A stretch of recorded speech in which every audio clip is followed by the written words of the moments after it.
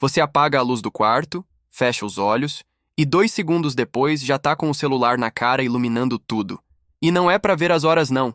É porque no escuro absoluto você vira criança de novo. Só que pior, porque criança pelo menos admite que tem medo. Você inventa desculpa. Ah, só vou checar se alguém me mandou mensagem. Claro, porque às 2 da manhã sempre rola aquela conversa urgente sobre o que fazer no final de semana. O pior é que você sabe que tá mentindo pra si mesmo. Porque não é sobre mensagem. É sobre não conseguir ficar 5 minutos no escuro sem sentir aquele arrepio subindo pela espinha. Aquela sensação de que alguma coisa tá te observando do canto do quarto. E você, adulto responsável que paga IPTU e tem conta no banco, fica ali deitado calculando a distância até o interruptor. Porque se precisar correr, você precisa de uma rota de fuga iluminada. E o mais patético? Você já memorizou onde fica cada móvel do quarto. Não por organização, por sobrevivência noturna. Todo mundo faz. O CEO que comanda a empresa multinacional e decide o destino de milhares de funcionários. O médico que opera coração e salva vidas. A sua tia que reclama de tudo no Facebook e tem opinião formada sobre economia mundial. A diferença é que ninguém admite que ainda verifica se tem monstro embaixo da cama. Só que agora o monstro tem nome. É aquele barulho estranho que vem da cozinha, que obviamente é um ladrão perigoso, não o gato derrubando alguma coisa pela 10ª vez hoje. A gente vive numa sociedade onde todo mundo tem medo do escuro, mas ninguém fala sobre isso. É tipo o clube da luta, só que ao contrário. A primeira regra é não falar sobre o medo do escuro. Porque admitir que você, pessoa adulta e supostamente madura, ainda tem medo de ficar no escuro é tipo admitir que você ainda acredita no Papai Noel. Só que pelo menos o Papai Noel traz presente. O escuro só traz ansiedade e conta de luz alta. E todo mundo perpetua essa mentira coletiva de que, não, eu não tenho medo. Eu só gosto de ter uma luzinha porque é mais prático. Prático pra quê? Pra espantar os fantasmas da sua imaginação? E aí vem o momento terror raiz. Você percebe que não consegue mais ir ao banheiro de madrugada sem acender todas as luzes do caminho. Porque na sua cabeça, se você não enxergar cada centímetro do corredor, alguma coisa vai te pegar. Tipo o quê? Você não sabe. Mas vai. E o pior é que você paga a conta de luz para sustentar essa paranoia. Literalmente investindo no próprio medo. A CEMIG agradece sua fobia infantil. O absurdo é que você sabe que não tem nada no corredor. Você mora nessa casa há anos. Você conhece cada canto, cada móvel, cada rachadura na parede. Mas no escuro, sua casa vira casa mal assombrada. Aquele espelho que você passa todo dia? No escuro, ele reflete o demônio. A cortina que balança com o vento? Fantasma. O barulho da geladeira? Obviamente um serial killer abrindo a porta devagar. E você, mente racional do século XXI, compra todas essas teorias conspiratórias que sua imaginação vende. Porque no escuro, seu cérebro vira roteirista de filme de terror barato. E você é o protagonista que sempre toma decisões questionáveis. Não é só você, relaxa. Sua mãe também deixa a luz da varanda acesa por segurança. Sua justificativa, afasta bandido. A realidade, ela tem medo de sair no quintal escuro para buscar a roupa que esqueceu no varal. Seu pai diz que não tem medo de nada, mas nunca desce para buscar água na cozinha escura. Ele prefere morrer de sede. E ainda inventa desculpa. Ah, não tô com sede mesmo. Enquanto isso, tá secando que nem passa na areia do deserto. E sua avó? Ela dorme com 3 lâmpadas acesas e ainda reza antes de dormir. Porque com Deus e com energia elétrica, ninguém mexe. A evolução humana chegou na Lua, inventou a internet, criou inteligência artificial, mas ainda não conseguiu vencer o medo ancestral de corredor escuro. É como se nosso cérebro tivesse parado na era das cavernas nesse quesito específico. A gente dominou o fogo, mas ainda tem medo da ausência dele. E o pior é que a gente passa isso pra frente como herança de família. Tipo, filho, você vai herdar essa casa, essas joias da vovó e esse medo irracional do escuro que vem passando de geração em geração. É tradição familiar que ninguém pediu, mas todo mundo recebe. Você começa a achar normal ter uma luz noturna no quarto.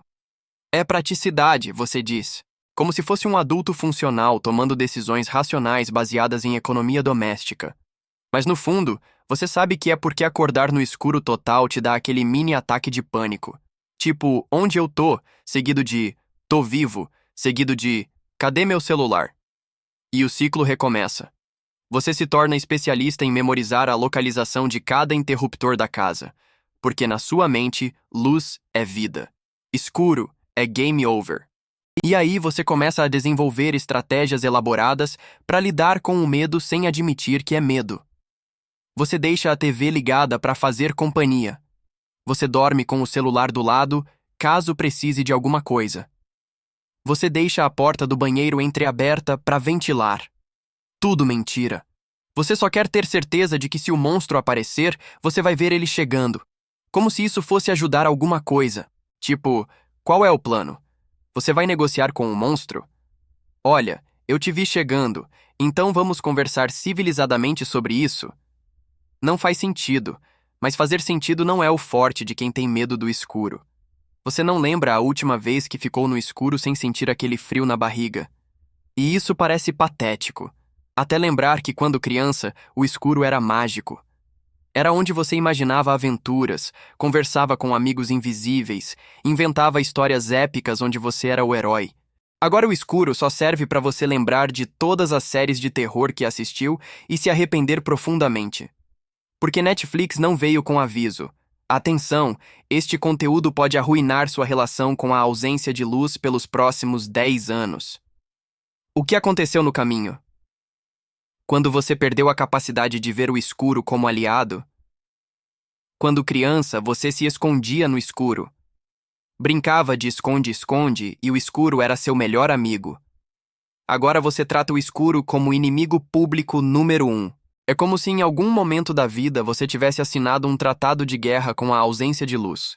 E o pior, você nem lembra quando foi que declarou essa guerra. Só sabe que agora tá perdendo feio. Porque o escuro não mudou.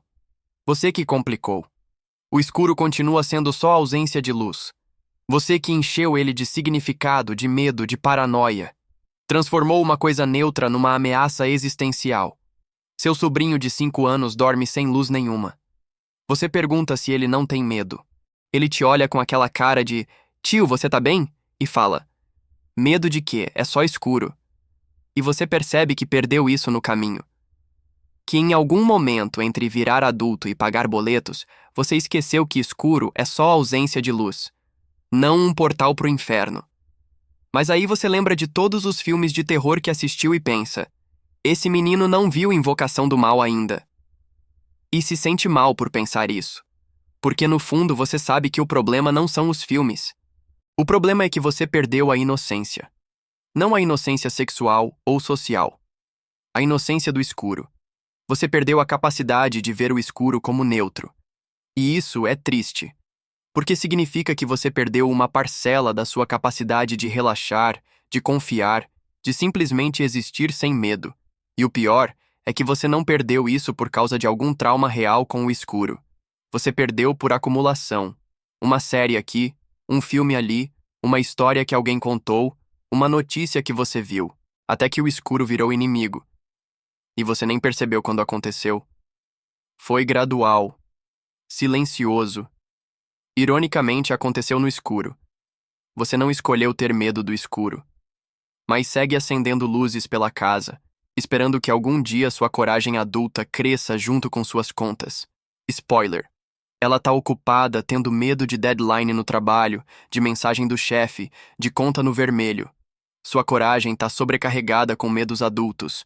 Não sobrou espaço para lidar com medos de criança. Então você terceiriza o medo do escuro para conta de luz. E continua pagando. Literalmente e figurativamente. O escuro continua sendo só escuro. Você que complicou. Você que transformou a ausência de luz em presença de medo. E no final das contas, o único monstro que mora no escuro é a versão de você que esqueceu como não ter medo. Que perdeu a capacidade de confiar no vazio, no silêncio, na simplicidade de não ver nada.